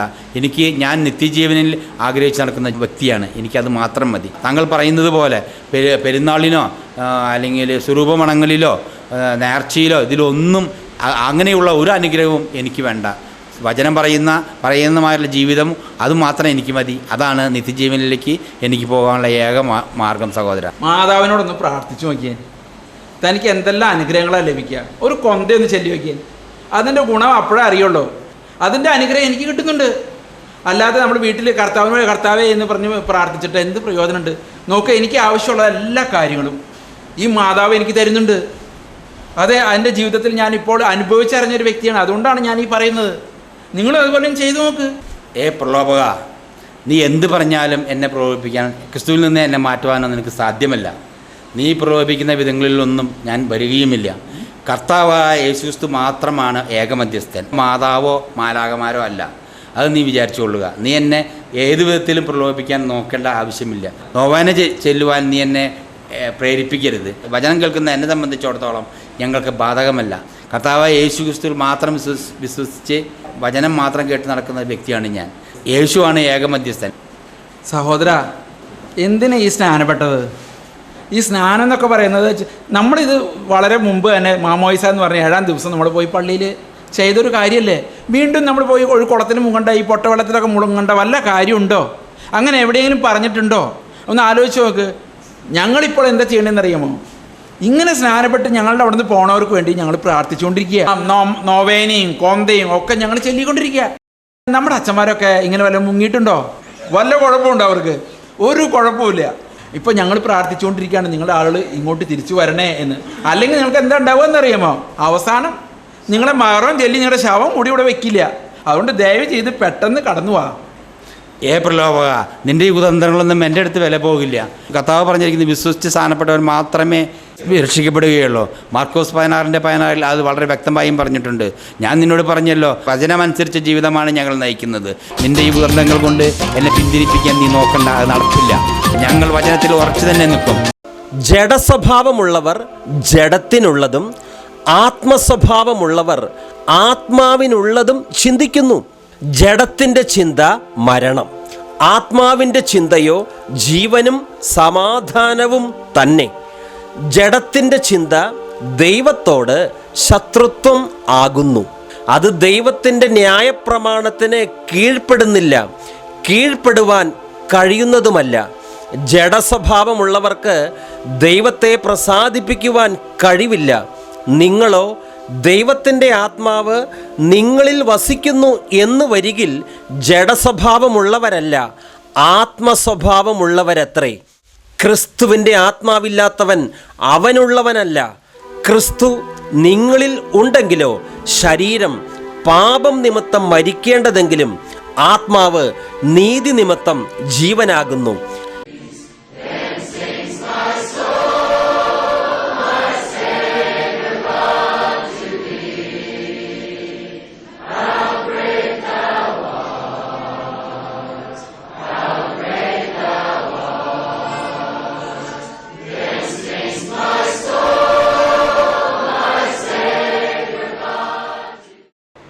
റോമാലേഖനം 8-ാം അധ്യായം 10-11 വാക്യങ്ങൾ. ക്രിസ്തു നിങ്ങളിൽ ഉണ്ടെങ്കിലോ ശരീരം പാപം നിമിത്തം മരിക്കേണ്ടതെങ്കിലും ആത്മാവ് നീതി നിമിത്തം ജീവനാകുന്നു. യേശുവിനെ മരിച്ചവരിൽ നിന്ന് ഉയർപ്പിച്ചവൻ്റെ ആത്മാവ് നിങ്ങളിൽ വസിക്കുന്നു എങ്കിൽ ക്രിസ്തു യേശുവിനെ മരണത്തിൽ നിന്ന് ഉയർപ്പിച്ചവൻ നിങ്ങളിൽ വസിക്കുന്ന തൻ്റെ ആത്മാവിനെ കൊണ്ട് നിങ്ങളുടെ മർത്യശരീരങ്ങളെയും ജീവിപ്പിക്കും. ഇതേ 2 വേദവാക്യങ്ങൾ NIV-യിൽ നിന്ന് വായിക്കുകയാണ്. But if Christ is in you, your body is dead because of sin, yet your spirit is alive because of righteousness. And if the spirit of him who raised Jesus from the dead is living in you, he who raised Christ from the dead will also give life to your mortal bodies through his spirit who lives in you. ഈ 2 വാക്യങ്ങളിൽ അതിപ്രധാനമായ കാര്യങ്ങൾ പറയുന്നുണ്ട്. 10-ാം വാക്യത്തിൽ പറയുന്നത് ക്രിസ്തു നിങ്ങളിൽ വസിക്കുന്നുണ്ട്. 11-ാം വാക്യത്തിൽ പറയുന്നത് പരിശുദ്ധാത്മാവ് നിങ്ങളിൽ വസിക്കുന്നുണ്ട്. ഈ 2 കാരണത്താൽ നമ്മുടെ മർത്യശരീരം നിശ്ചയമായും ഉയർക്കും. ക്രിസ്തു ആരിലുണ്ടോ, പരിശുദ്ധാത്മാവ് ആരിലുണ്ടോ, ആ വ്യക്തികളുടെ ശരീരം നിശ്ചയമായും ഉയർക്കും, സംശയമില്ല. ക്രിസ്തു നിങ്ങളിൽ ഉണ്ടെങ്കിലോ ശരീരം പാപം നിമിത്തം മരിക്കേണ്ടതെങ്കിലും ആത്മാവ് നീതി നിമിത്തം ജീവനാകുന്നു. യേശുവിനെ മരിച്ചവരിൽ നിന്ന് ഉയർപ്പിച്ചവൻ്റെ ആത്മാവ് നിങ്ങളിൽ വസിക്കുന്നു എങ്കിൽ ക്രിസ്തു യേശുവിനെ മരണത്തിൽ നിന്ന് ഉയർപ്പിച്ചവൻ നിങ്ങളിൽ വസിക്കുന്ന തൻ്റെ ആത്മാവിനെ കൊണ്ട് നിങ്ങളുടെ മർത്യശരീരങ്ങളെയും ജീവിപ്പിക്കും. 10-ാം വാക്യം മാത്രം ആദ്യം ചിന്തിക്കാം. ക്രിസ്തു നിങ്ങളിൽ ഉണ്ടെങ്കിലോ ശരീരം പാപം നിമിത്തം മരിക്കേണ്ടതെങ്കിലും ആത്മാവ് നീതി നിമിത്തം ജീവനാകുന്നു. ജീവനാകുന്നു എന്നുള്ളതിന് ജീവനുള്ളതായിരിക്കുന്നു ഈ സലൈവ് എന്നാണ് ശരിയായ തർജ്ജമ. ഒന്നുകൂടി വായിക്കുന്നു അതേ വാക്യം. ക്രിസ്തു നിങ്ങളിൽ ഉണ്ടെങ്കിലോ ശരീരം പാപം നിമിത്തം മരിക്കേണ്ടതെങ്കിലും ആത്മാവ് നീതി നിമിത്തം ജീവനുള്ളതായിരിക്കുന്നു. ക്രിസ്തു നിങ്ങളിൽ ഉണ്ടെങ്കിലോ എന്ന് പറഞ്ഞാൽ ക്രിസ്തു നിങ്ങളിൽ ഒരുപക്ഷെ ഉണ്ടായിരിക്കുമെന്ന അർത്ഥമല്ല ഉള്ളത്. ക്രിസ്തു നിങ്ങളിൽ നിശ്ചയമായിട്ടുണ്ട്. ക്രിസ്തു നിങ്ങളിൽ ഉണ്ട് എങ്കിൽ നിശ്ചയമായും നിങ്ങളുടെ ആത്മാവ് ജീവനുള്ളതായിരിക്കുന്നു. നിങ്ങൾക്ക് ഹൃദയമുണ്ടെങ്കിൽ നിശ്ചയമായും അത് മിടിച്ചിരിക്കും. ഹൃദയമുണ്ടെങ്കിൽ എന്ന് പറഞ്ഞാൽ അതിൻ്റെ അർത്ഥം നിങ്ങൾക്ക് ഹൃദയമുണ്ടോ ഒരു സംശയമല്ല. അതേ ഭാഷാപ്രയോഗമാണ് ഇവിടെ. നിങ്ങളുടെ ഉള്ളിൽ ക്രിസ്തു ഉണ്ടെങ്കിൽ നിങ്ങളുടെ ആത്മാവ് തീർച്ചയായും ജീവനുള്ളതാണ്. നമ്മളിൽ ക്രിസ്തു ഉണ്ടോ?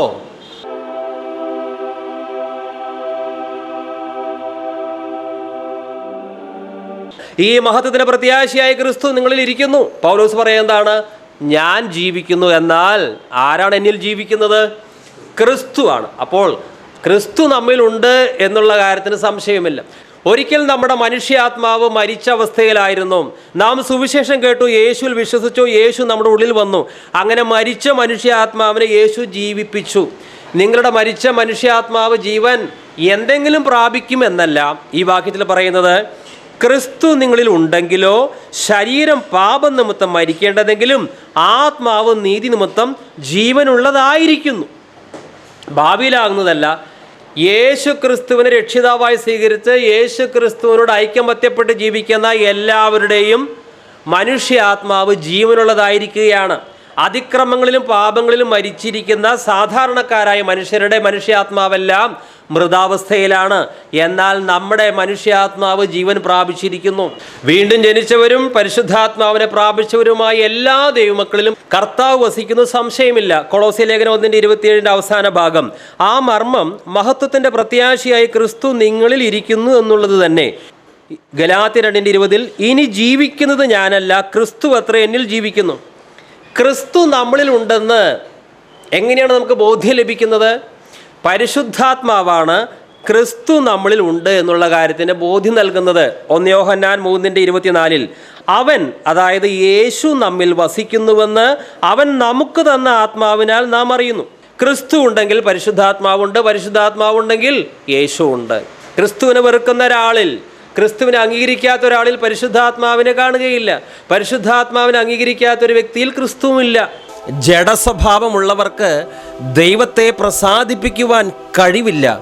നിങ്ങളോ ദൈവത്തിൻ്റെ ആത്മാവ് നിങ്ങളിൽ വസിക്കുന്നു എന്ന് വരികിൽ ജഡസ്വഭാവമുള്ളവരല്ല, ആത്മസ്വഭാവമുള്ളവരത്രേ. ക്രിസ്തുവിൻ്റെ ആത്മാവില്ലാത്തവൻ അവനുള്ളവനല്ല. ക്രിസ്തു നിങ്ങളിൽ ഉണ്ടെങ്കിലോ ശരീരം പാപം നിമിത്തം മരിക്കേണ്ടതെങ്കിലും ആത്മാവ് നീതി നിമിത്തം ജീവനാകുന്നു. ക്രിസ്തു നിങ്ങളിൽ ഉണ്ടെങ്കിലോ ശരീരം പാപം നിമിത്തം മരിക്കേണ്ടതെങ്കിലും ആത്മാവ് നീതി നിമിത്തം ജീവനാകുന്നു. ഈ വാക്യത്തിൻ്റെ ആദ്യ ഭാഗം ചിന്തിച്ചു. ആദ്യ ഭാഗം എന്താണ്? ഇപ്പോൾ നമ്മൾ 10-ാം വാക്യം മാത്രം ചിന്തിക്കുന്നത്. ക്രിസ്തു നിങ്ങളിൽ ഉണ്ടെങ്കിലോ. ഓക്കെ, പിന്നെ അടുത്ത ഭാഗം എന്താണ്? 10-ാം വാക്യത്തിൻ്റെ അടുത്ത ഭാഗം ശരീരം പാപം നിമിത്തം മരിക്കേണ്ടതെങ്കിലും. എല്ലാ മനുഷ്യരും മരണത്തിന് വിധേയമാകും. അതിൻ്റെ പ്രധാനപ്പെട്ട കാരണം പാപത്തിൻ്റെ ശമ്പളം മരണമാണ്. നമ്മളെല്ലാവരും പാപം ചെയ്തിട്ടുണ്ട്. ഒരിക്കൽ മരണവും പിന്നെ ന്യായവിധിയും സകല മനുഷ്യർക്കും ദൈവം നിശ്ചയിച്ചിരിക്കുന്നു. ഇവിടെ ഇരിക്കുന്നവർ എത്ര വിശുദ്ധരായാലും, എത്ര പ്രാർത്ഥനാ വീരന്മാരായാലും, കർത്താവിന് വേണ്ടി എത്ര അധ്വാനിക്കുന്നവരായാലും ഒരിക്കൽ മരിക്കും. അതിന് യാതൊരു സംശയവുമില്ല. ദൈവം ആദത്തോട് പറഞ്ഞു, തോട്ടത്തിലെ മധ്യത്തിൽ നിൽക്കുന്ന വൃക്ഷത്തിൻ്റെ പഴം നീ തിന്നരുത്, തിന്നുന്ന നാളിൽ നീ മരിക്കും. അങ്ങനെയാണ് മരണം ആരംഭിച്ചത്. പ്രിയമുള്ളവരെ, നമ്മൾ രക്ഷിക്കപ്പെടുന്നു, പരിശുദ്ധാത്മാവ് വസിക്കുന്നു, ക്രിസ്തു വസിക്കുന്നു. പക്ഷേ നമ്മുടെ ശാരീരിക മരണത്തിൽ നിന്ന് ഇതൊന്നും നമുക്ക് ഒഴികഴിവ് തരുന്നില്ല. ഉൽപ്പത്തി 2-ാം അധ്യായം 17-ാം വാക്യം, എന്നാൽ നന്മതിന്മകളെ കുറിച്ചുള്ള അറിവിൻ്റെ വൃക്ഷഫലം ഭക്ഷിക്കരുത്, ഭക്ഷിക്കുന്ന നാളിൽ നീ മരിക്കും നിശ്ചയം. എന്നാൽ അവൻ ഭക്ഷിച്ചു, മരണം അവനിൽ വ്യാപരിച്ചു. ദൈവം പിന്നെ അവനോട് പറയുന്നത് ഉൽപ്പത്തി 3:19, നിലത്ത് നിന്ന് നിന്നെ എടുത്തിരിക്കുന്നു, അതിൽ തിരികെ ചേരുവോളം മുഖത്തെ വിയർപ്പോടെ നീ ഉപജീവനം കഴിക്കും, നീ പൊടിയാകുന്നു, പൊടിയിലേക്ക് തന്നെ തിരികെ ചേരും. സാധാരണ മനുഷ്യർ പറയാറുണ്ട്, ഹാർട്ട് അറ്റാക്ക് വരുമ്പോൾ, സുനാമി വരുമ്പോൾ, ക്യാൻസർ വരുമ്പോൾ, വാർദ്ധക്യം വരുമ്പോൾ മനുഷ്യർ മരിക്കാറുണ്ട്. എന്നാൽ വാസ്തവത്തിൽ മനുഷ്യൻ മരിക്കുന്നത് ഹാർട്ട് അറ്റാക്ക് വരുന്നത് കൊണ്ടോ സുനാമി വരുന്നത് കൊണ്ടോ അല്ല. മാരക രോഗങ്ങൾ വരുന്നത് കൊണ്ടോ വാർദ്ധക്യം വരുന്നത് കൊണ്ടോ അല്ല മനുഷ്യൻ മരിക്കുന്നത്. പിന്നെയോ പാപത്തിൻ്റെ ശമ്പളമായാണ് മരണം ഉണ്ടാകുന്നത്. അതുകൊണ്ട് ഏക മനുഷ്യനാൽ പാപവും പാപത്താൽ മരണവും ലോകത്തിൽ കടന്നു. ഇങ്ങനെ എല്ലാവരും പാപം ചെയ്യുകയാൽ മരണം സകല മനുഷ്യരിലും പരന്നിരിക്കുന്നു. എങ്ങനെയാണ് മനുഷ്യനിൽ മരണം പരന്നത്? മാരകവ്യാധികൾ നിമിത്തമല്ല. മാരകവ്യാധികൾ വരാനുള്ള കാരണം എന്താണ്? പാപം നിമിത്തമാണ്. അപകടം എങ്ങനെയാണ് വരുന്നത്? സുനാമി എങ്ങനെയാണ് വരുന്നത്? ഭൂകമ്പങ്ങൾ എങ്ങനെയാണ് വരുന്നത്? യുദ്ധങ്ങൾ എങ്ങനെയാണ് വരുന്നത്? വാർദ്ധക്യം എങ്ങനെയാണ് വരുന്നത്? വരുന്നതിൻ്റെ കാരണം പാപം ഉള്ളത് കൊണ്ടാണ്. പാപം ഉണ്ടായിരുന്നില്ല എങ്കിൽ ഈ രീതിയിലുള്ള പ്രകൃതിക്ഷോഭങ്ങളോ ഭൂകമ്പങ്ങളോ ഒരിക്കലും ഉണ്ടാകുമായിരുന്നില്ല. അതുകൊണ്ട് മരണം വരുന്നത് അപകടം കൊണ്ടല്ല, മരണം വരുന്നത് എന്തുകൊണ്ടാണ്? പാപനിമിത്തം. ഈ വചനം ഇവിടെ പ്രസ്താവിച്ചു കൊണ്ടിരിക്കുമ്പോൾ തന്നെ ലോകത്തിലെ വിവിധ സ്ഥലങ്ങളിൽ ആയിരക്കണക്കിന് ആളുകൾ മരിച്ചുകൊണ്ടിരിക്കുകയാണ്. നമ്മളും ഒരു നാളിൽ മരിക്കും. ഇപ്പോൾ നമുക്ക് ലഭിച്ചിരിക്കുന്നത് ദുർബല ശരീരമാണ്. ഫിലിപ്പി ലേഖനം 3 പറയുന്നത് ഇത് താഴ്ചയുള്ള ശരീരം. ഈ ശരീരവുമായി നമുക്കൊരിക്കലും സ്വർഗത്തിൽ പ്രവേശിക്കാൻ സാധ്യമല്ല. അതുകൊണ്ട് ഈ ദുർബല ശരീരം മരണത്തിന് വിധേയമായേ പറ്റൂ. അതിനുശേഷം ഒരു പുതിയ ശരീരം, തേജസ്കരിക്കപ്പെട്ട ശരീരം ദൈവമക്കൾക്ക് ദൈവം നൽകും. ആ ശരീരത്തിന് മാത്രമേ സ്വർഗത്തിൽ വസിക്കുവാനുള്ള ശേഷിയുള്ളൂ. ഇത് താൽക്കാലികമായൊരു കൂടാരമാണ്. ഇത് പൊളിഞ്ഞു പോയേ പറ്റൂ. ഈ ദുർബല ശരീരത്തിലാണ്, മരണത്തിന് അധീനമായ ഈ ശരീരത്തിലാണ് ഇപ്പോൾ ക്രിസ്തു വസിക്കുന്നത്. ക്ഷയിച്ചു കൊണ്ടിരിക്കുന്ന ഈ ശരീരത്തിലാണ് ഇപ്പോൾ പരിശുദ്ധാത്മാവ് വസിക്കുന്നത്. ഈ ദുർബലമായ ശരീരം കൊണ്ടാണ് നാം ഭൂമിയിൽ ഇപ്പോൾ യേശുവിനെ സേവിക്കേണ്ടതും യേശുവിനെ മഹത്വപ്പെടുത്തേണ്ടതും. ഈ ദുർബലമായ ശരീരത്തിൽ തന്നെയാണ്. ഓരോ സെക്കൻഡും നമ്മുടെ ശരീരം ക്ഷയിച്ചു കൊണ്ടിരിക്കുകയാണ്. അതുകൊണ്ട് അപ്പോസ്തലനായ പൗലോസ് പറയുന്നു, ഞങ്ങളുടെ പുറമേയുള്ള മനുഷ്യൻ ക്ഷയിച്ചു കൊണ്ടിരിക്കുന്നുവെങ്കിലും ഞങ്ങളുടെ അകമേയുള്ളവൻ നാൾക്ക് നാൾ പുതുക്കം പ്രാപിക്കുകയാണ്. അതുകൊണ്ട് ക്ഷീണം വരുന്നു, തളർച്ച വരുന്നു, ഷുഗർ വരുന്നു, പ്രായാധിക്യം, ക്ഷീണം. ഒട്ടും തന്നെ പരിഭ്രാന്തരാകരുത്. പുതിയ ശരീരം ലഭിക്കാൻ പോകുന്നു. 2 കൊരിന്ത്യർ 4:16. അതുകൊണ്ട് ഞങ്ങൾ അധൈര്യപ്പെടാതെ ഞങ്ങളുടെ പുറമേയുള്ള മനുഷ്യൻ ക്ഷയിച്ചു പോകുന്നു എങ്കിലും ഞങ്ങളുടെ അകമേയുള്ളവൻ നാൾക്ക് നാൾ പുതുക്കം പ്രാപിക്കുന്നു. ക്രിസ്തു നിങ്ങളിൽ ഉണ്ടെങ്കിലോ ശരീരം പാപം നിമിത്തം മരിക്കേണ്ടതെങ്കിലും.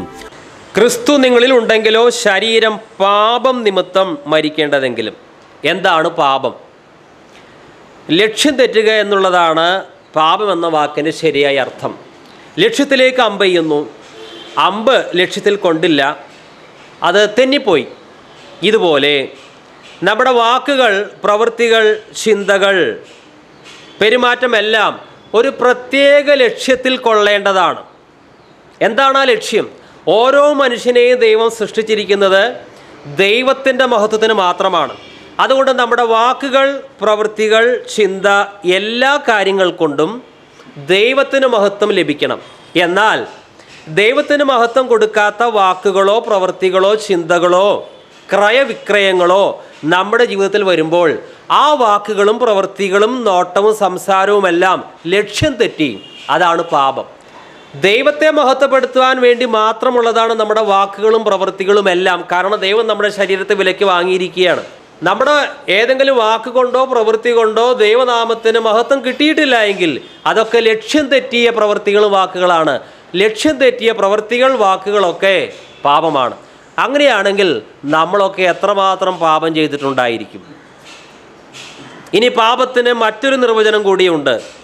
യേശുക്രിസ്തുവിന് ചേരാത്ത, നിരക്കാത്ത എന്തെങ്കിലും വാക്കോ പ്രവൃത്തിയോ വിക്രിയകളോ നമ്മുടെ കയ്യിൽ ഉണ്ടെങ്കിൽ അതൊക്കെ പാപമാണ്. ദൈവനാമോഹത്വത്തിന് ചേരാത്ത വാക്കുകൾ പാപം, യേശുക്രിസ്തുവിന് ചേരാത്ത വാക്കുകളും പ്രവൃത്തികളും പാപം. ക്രിസ്തു നിങ്ങളിൽ ഉണ്ടെങ്കിലോ ശരീരം പാപനിമിത്തം മരിക്കേണ്ടതെങ്കിലും ആത്മാവ് നീതി നിമിത്തം ജീവനുള്ളതായിരിക്കുന്നു. ആത്മാവ് നീതി നിമിത്തം ജീവനുള്ളതായിരിക്കുന്നു. ഏതാണ് ഈ ആത്മാവ്? എന്താണ് നീതി? ആത്മാവ് നീതി നിമിത്തം ജീവനുള്ളതായിരിക്കുന്നു. എന്താണ് അതിൻ്റെ അർത്ഥം? നാം ഒരു കാലത്ത് അതിക്രമങ്ങളിലും പാപങ്ങളിലും മരിച്ചവരായിരുന്നു. അപ്പോൾ നമ്മുടെ മനുഷ്യാത്മാവ് മരിച്ച അവസ്ഥയിൽ ആയിരുന്നു. എന്നാൽ ജീവിപ്പിക്കുന്നത് ആത്മാവാണ്, പരിശുദ്ധാത്മാവാണ്. നാം സുവിശേഷം വിശ്വസിച്ചപ്പോൾ, കർത്താവ് യേശുവിനെ അംഗീകരിച്ചപ്പോൾ പരിശുദ്ധാത്മാവ് നമ്മിൽ വന്നു.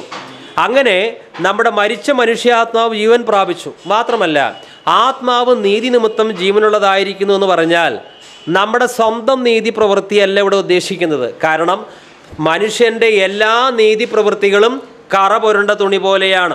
ക്രിസ്തുവിൻ്റെ നീതി പ്രവൃത്തി മാത്രമാണ് പിതാവിന് സ്വീകാര്യമായ സൽപ്രവൃത്തി അഥവാ നീതി പ്രവൃത്തി. നാം ക്രിസ്തുവിനെ അംഗീകരിക്കുമ്പോൾ, രക്ഷിക്കപ്പെടുമ്പോൾ ക്രിസ്തു തൻ്റെ നീതി വസ്ത്രം നമ്മുടെ മേൽ അണിയിക്കുകയാണ്. ക്രിസ്തു പെർഫെക്റ്റാണ്, ക്രിസ്തു പരിപൂർണനാണ്, സൽപ്രവൃത്തിയിൽ 100% ദൈവത്തെ പ്രസാദിപ്പിച്ചവനാണ്. ആ ക്രിസ്തുവിൻ്റെ നീതിയാണ് ദൈവം നമ്മുടെ മേൽ അണിയിക്കുന്നത്. ഇങ്ങനെ ക്രിസ്തു തൻ്റെ നീതി വസ്ത്രം നമ്മെ ധരിപ്പിക്കുന്നത് കൊണ്ട് നാം ജീവനുള്ളതായിരിക്കുന്നു. അല്ലാതെ നമ്മൾ കർമ്മങ്ങൾ നടത്തിയത് കൊണ്ടോ കൂദാശകളിൽ പങ്കെടുത്തത് കൊണ്ടോ സ്തോത്ര കാഴ്ചയിട്ടത് കൊണ്ടോ ഒരിക്കലും ആത്മാവ് ജീവനുള്ളതാകുവാൻ സാധ്യത ഒരു കാലത്തുണ്ടാകില്ല. യേശുക്രിസ്തുവിൻ്റെ നീതി പിതാവായ ദൈവം നമ്മുടെ നീതിയായി കണക്കിട്ടിരിക്കുന്നത് കൊണ്ട് ഇപ്പോൾ നാം ആത്മീയമായി ജീവനുള്ളതായിരിക്കുന്നു.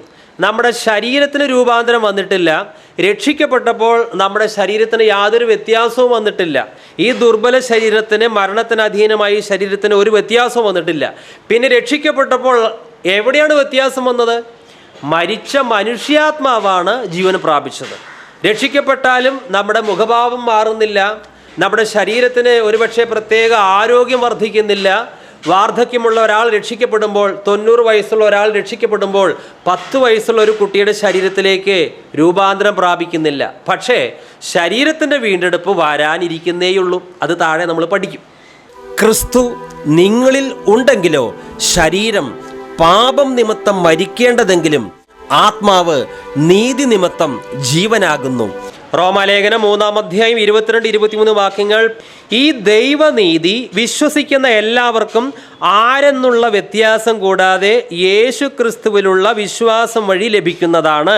എല്ലാവരും പാപം ചെയ്ത് ദൈവമഹത്വത്തിന് അയോഗ്യരായി അവർ അവിടുത്തെ കൃപയാൽ യേശു ക്രിസ്തു വഴിയുള്ള വീണ്ടെടുപ്പിലൂടെ സൗജന്യമായി നീതീകരിക്കപ്പെടുന്നു.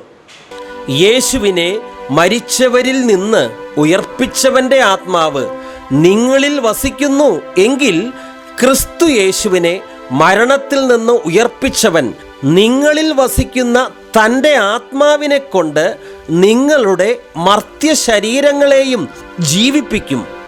റോമാലേഖനം 8-ാം അധ്യായം 11-ാം വാക്യത്തിലേക്ക് പ്രവേശിക്കാം. യേശുവിനെ മരിച്ചവരിൽ നിന്ന് ഉയർപ്പിച്ചവൻ്റെ ആത്മാവ് നിങ്ങളിൽ വസിക്കുന്നുവെങ്കിൽ ക്രിസ്തു യേശുവിനെ മരണത്തിൽ നിന്ന് ഉയർപ്പിച്ചവൻ നിങ്ങളിൽ വസിക്കുന്ന തൻ്റെ ആത്മാവിനെ കൊണ്ട് നിങ്ങളുടെ മർത്യശരീരങ്ങളെയും ജീവിപ്പിക്കും. ഒന്നുകൂടി വാക്യം വായിക്കുന്നു. യേശുവിനെ മരിച്ചവരിൽ നിന്ന് ഉയർപ്പിച്ചവൻ്റെ ആത്മാവ് നിങ്ങളിൽ വസിക്കുന്നു എങ്കിൽ ക്രിസ്തു യേശുവിനെ മരണത്തിൽ നിന്ന് ഉയർപ്പിച്ചവൻ നിങ്ങളിൽ വസിക്കുന്ന തൻ്റെ ആത്മാവിനെ കൊണ്ട് നിങ്ങളുടെ മർത്യശരീരങ്ങളെയും ജീവിപ്പിക്കും. ഈ വാക്യത്തിൻ്റെ തുടക്കത്തിൽ പൗലോസ് പറയുന്നത് യേശുവിനെ മരിച്ചവരിൽ നിന്ന് ഉയർപ്പിച്ചവൻ. യേശു ക്രിസ്തുവിൻ്റെ ഉയർപ്പിനെ കുറിച്ചാണ് പൗലോസ് ഇവിടെ ആദ്യം പരാമർശിക്കുന്നത്. ലോകം കേട്ട ഏറ്റവും വലിയ സദ്വാർത്ത ഇതാണ്. അതൊരു കല്ലറയിൽ നിന്നാണ്, കല്ലറയ്ക്ക് അടുത്ത് നിന്നാണ് ആ സദ്വാർത്ത മുഴങ്ങിയത്. അവൻ ഇവിടെ ഇല്ല, ഉയർത്തെഴുന്നേറ്റു. ഈ കർത്താവായ യേശു ക്രിസ്തു ഉയർത്തെഴുന്നേറ്റിരുന്നില്ലായിരുന്നു എങ്കിൽ ഇന്ന് ദൈവത്തിൻ്റെ വചനം പഠിക്കാൻ നമ്മൾ ആരും ഇവിടെ കാണുകയില്ലായിരുന്നു. കർത്താവായ യേശു ക്രിസ്തു ഉയർത്തെഴുന്നേറ്റിരുന്നില്ല എങ്കിൽ മർക്കോസ്, യോഹന്നാൻ, ലൂക്കോസ്, മത്തായി ഇവരൊന്നും സുവിശേഷങ്ങൾ എഴുതുവാൻ സമയം വൃഥാവാക്കുമായിരുന്നില്ല. കർത്താവായ യേശു ക്രിസ്തു ഉയർത്തെഴുന്നേറ്റിരുന്നില്ലായിരുന്നു എങ്കിൽ ഇത്രമാത്രം പള്ളികൾ, സുവിശേഷ പ്രഭാഷണങ്ങൾ, സുവിശേഷ പ്രവർത്തനങ്ങൾ ഒന്നും ഉണ്ടാകുമായിരുന്നില്ല. ക്രിസ്തു മാർഗത്തിൻ്റെ കേന്ദ്ര ബിന്ദു എന്നുള്ളത് യേശു ക്രിസ്തുവിൻ്റെ ഉയർപ്പാണ്. യേശു ക്രിസ്തുവിൻ്റെ ഉയർപ്പിനെ മാറ്റിവെച്ചാൽ ക്രിസ്തു മാർഗം ഇല്ല. അല്ലെങ്കിൽ ക്രിസ്തു പറഞ്ഞ ഉപദേശങ്ങളൊക്കെ വെറും ഉപദേശങ്ങളായി മാത്രം അവശേഷിക്കും. യേശു ക്രിസ്തുവിൻ്റെ ഉയർത്തെഴുന്നേൽപ്പാണ് യേശു ക്രിസ്തുവിൻ്റെ പ്രഖ്യാപനങ്ങൾ സത്യമാണെന്ന് ലോകത്തിന് ബോധ്യമാക്കിയത്. ഞാൻ പുനരുത്ഥാനവും ജീവനുമാണ്, ഞാൻ തന്നെയാണ് വഴിയും സത്യവും ജീവനും, ഞാനാണ് ജീവൻ്റെ അപ്പം, ഞാനാണ് നല്ല ഇടയൻ, ഞാൻ മുഖാന്തരമല്ലാതെ ആരും പിതാവിൻ്റെ സന്നിധിയിൽ പ്രവേശിക്കുകയില്ല, ഞാനാണ് ജീവൻ്റെ അപ്പം.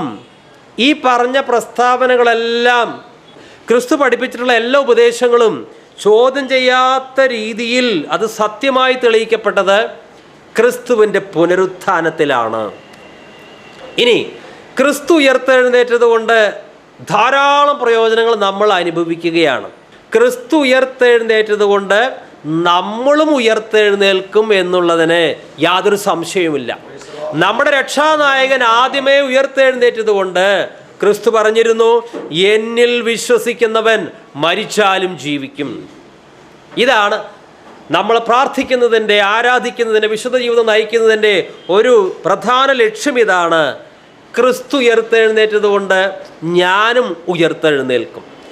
1 കൊരിന്ത്യർ 15:14 ക്രിസ്തു ഉയർത്തെഴുന്നേറ്റിട്ടില്ലെങ്കിൽ ഞങ്ങളുടെ പ്രസംഗം വ്യർത്ഥം, നിങ്ങളുടെ വിശ്വാസവും വ്യർത്ഥം. ക്രിസ്തു ഉയർത്തെഴുന്നേറ്റിട്ടില്ല എങ്കിൽ ബൈബിൾ ക്ലാസ് നടത്തുന്നതിൽ വല്ല അർത്ഥമുണ്ടോ? യേശുവിനെ മരിച്ചവരിൽ നിന്ന് ഉയർപ്പിച്ചവൻ്റെ ആത്മാവ് നിങ്ങളിൽ വസിക്കുന്നു എങ്കിൽ ക്രിസ്തു യേശുവിനെ മരണത്തിൽ നിന്ന് ഉയർപ്പിച്ചവൻ നിങ്ങളിൽ വസിക്കുന്ന തൻ്റെ ആത്മാവിനെ കൊണ്ട് നിങ്ങളുടെ മർത്യശരീരങ്ങളെയും ജീവിപ്പിക്കും. ലോകത്തിൽ ധാരാളം മത നേതാക്കൾ ഉണ്ടായി, സാമൂഹ്യക്ഷേമ പ്രവർത്തകരുണ്ടായി, പ്രവാചകന്മാരുണ്ടായി, രാജാക്കന്മാരുണ്ടായി. എല്ലാവരുടെയും കല്ലറകൾ അടഞ്ഞു കിടക്കുകയാണ്. എന്നാൽ ക്രിസ്തുവിൻ്റെ കല്ലറ മാത്രം തുറന്നിരിക്കുകയാണ്. അവനിവിടെ ഇല്ല, ഉയർത്തെഴുന്നേറ്റു. ഗീതം ഗീതം ജയ ജയ ഗീതം പാടുവിൻ സോദരരേ, ഗീതം ഗീതം ജയ ജയ ഗീതം പാടുവിൻ സോദരരേ. നമ്മൾ യേശുനാഥൻ ജീവിക്കുന്നതിനാൽ ജയഗീതം പാടിടുവിൻ. നമ്മൾ യേശുനാഥൻ ജീവിക്കുന്നതിനാൽ ജയഗീതം പാടിടുവിൻ. ഉലകമഹാന്മാരഖിലരും ഒരുപോൽ ഉറങ്ങുന്നു കല്ലറയിൽ.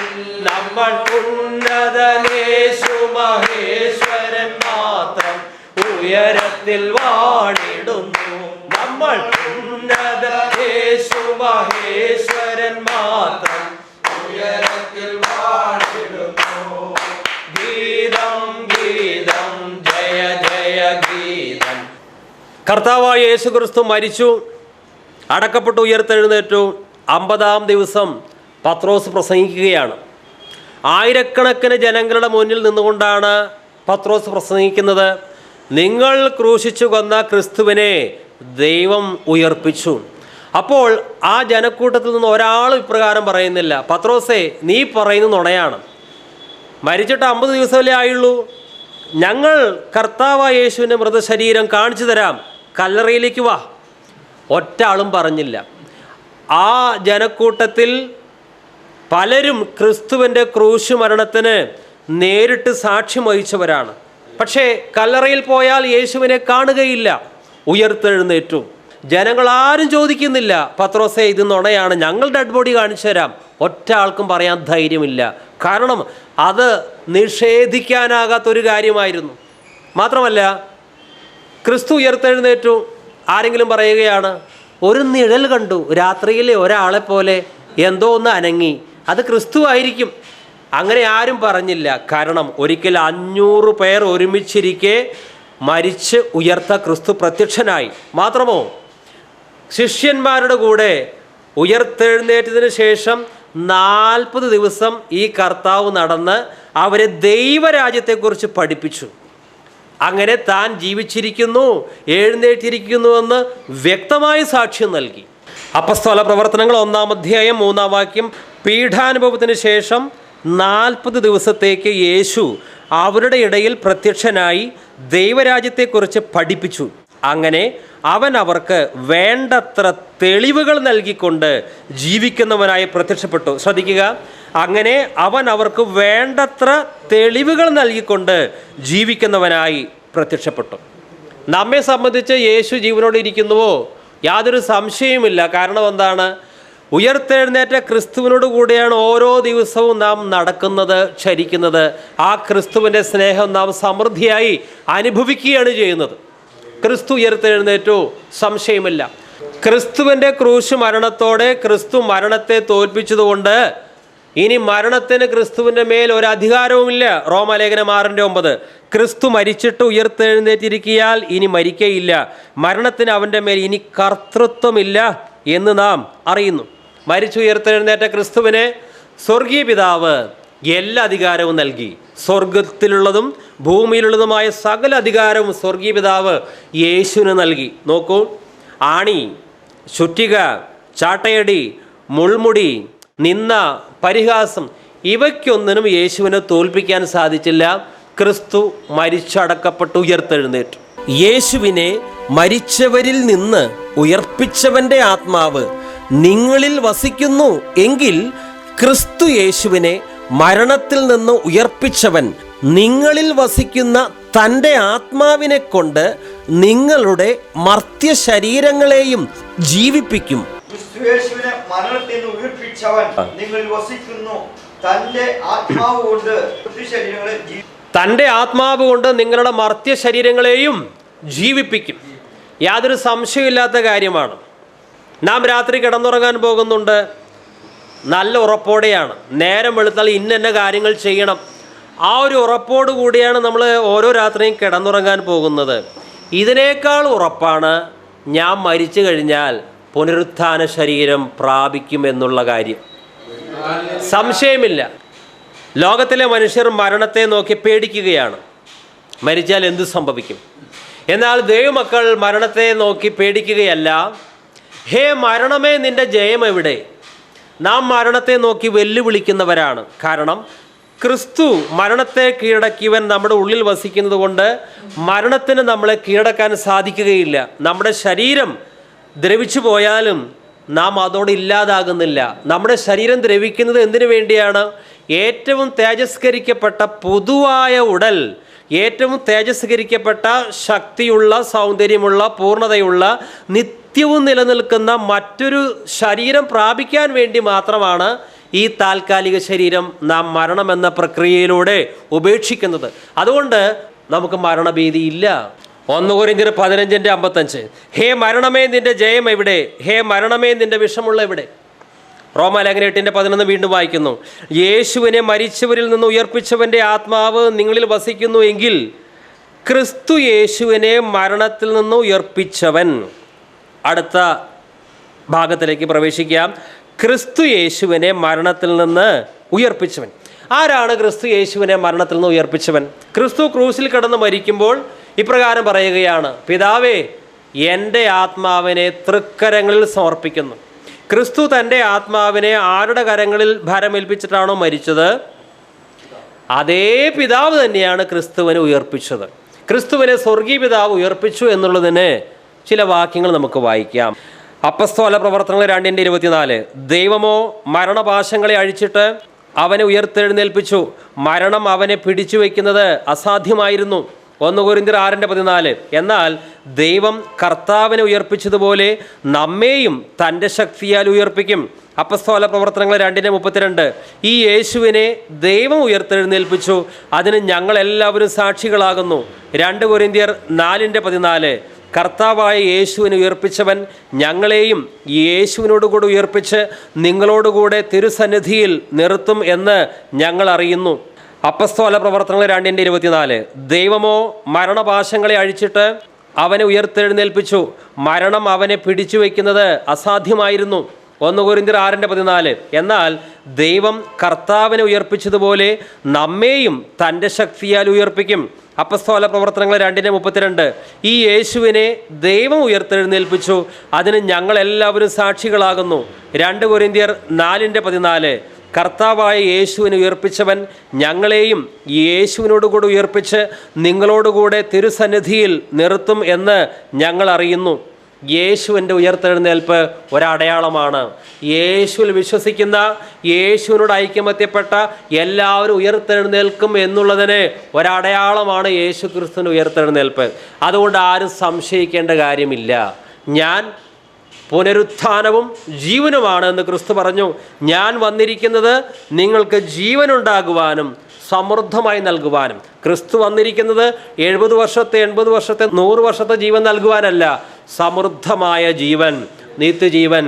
തൻ്റെ ഏകജാതനായ പുത്രനിൽ വിശ്വസിക്കുന്ന ഏവനും നശിച്ചു പോകാതെ നിത്യജീവൻ പ്രാപിക്കേണ്ടതിന് അവനെ നൽകുവാൻ തക്കവിധം ദൈവം ലോകത്തെ അത്രമാത്രം സ്നേഹിച്ചു. ക്രിസ്തുവിൻ്റെ കാര്യം നോക്കുക. ക്രൂശ് മരണത്തിന് ക്രിസ്തുവിനെ വിധിച്ചു പീലാത്തോസ്. അന്നത്തെ പുരോഹിതന്മാർ പറഞ്ഞു, ക്രിസ്തു നുണയനാണ്, ദൈവദൂഷകനാണ്, ക്രിസ്തു മരിച്ചേ പറ്റൂ. ജനങ്ങളും ആർത്തു, ക്രിസ്തു മരിക്കണം, അവനെ വധിക്കണം. അന്നത്തെ ഇസ്രായേലിലെ സുപ്രീം കോർട്ടാണ് സെൻഹെദ്രീൻ. ആ കമ്മിറ്റിയും തീരുമാനിച്ചു ക്രിസ്തു മരിച്ചേ പറ്റൂ. പക്ഷേ അവരെല്ലാവരും ക്രിസ്തു മരണയോഗ്യനാണെന്ന് തീരുമാനിച്ചിരിക്കെ പിതാവായ ദൈവം ക്രിസ്തുവിനെ നോക്കി പറയുകയാണ്, ഇവൻ എൻ്റെ പ്രിയപുത്രൻ, ഇവനിൽ ഞാൻ പ്രസാദിച്ചിരിക്കുന്നു. അവരൊക്കെ മരണശിക്ഷയ്ക്ക് വിധിച്ചു എങ്കിലും പിതാവായ ദൈവം ക്രിസ്തുവിനെ ഉയർപ്പിച്ചു. അവർക്കാർക്കും ക്രിസ്തുവിനെ ഇല്ലാതാക്കാൻ സാധിച്ചില്ല. പ്രിയമുള്ളവരെ, ഇതിൽ നിന്ന് നാം പഠിക്കുന്ന ഒരു ആത്മീയ പാഠമുണ്ട്. മറ്റു മനുഷ്യർ, രക്ഷിക്കപ്പെടാത്തവർ, ജഡികർ, ലൗകികരായ മനുഷ്യർ നമ്മെ നോക്കി പലതും പറഞ്ഞു എന്ന് വരാം. നീ നുണയനാണ്, നീ മോഷ്ടാവാണ്, നീ ദുർമാർഗിയാണ്, നീ ദുരുപദേശം പറയുന്നവനാണ്, നീ ഇന്ന രഹസ്യപാപങ്ങൾ ചെയ്യുന്നവനാണ്, നിന്നെ കാണാൻ കൊള്ളില്ല,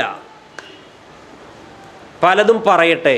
പിതാവായ ദൈവം നമ്മെ നോക്കി ഇങ്ങനെ പറഞ്ഞാൽ മതി, ഇവൻ എൻ്റെ പ്രിയപുത്രൻ, ഇവനിൽ ഞാൻ പ്രസാദിച്ചിരിക്കുന്നു.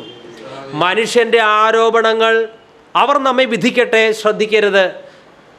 കർത്താവായ യേശുവിനെ പ്രസാദിപ്പിക്കുന്ന ഒരു ജീവിതമാണോ ഞാൻ ഇപ്പോൾ നയിച്ചുകൊണ്ടിരിക്കുന്നത്, അതാണ് മുഖ്യം.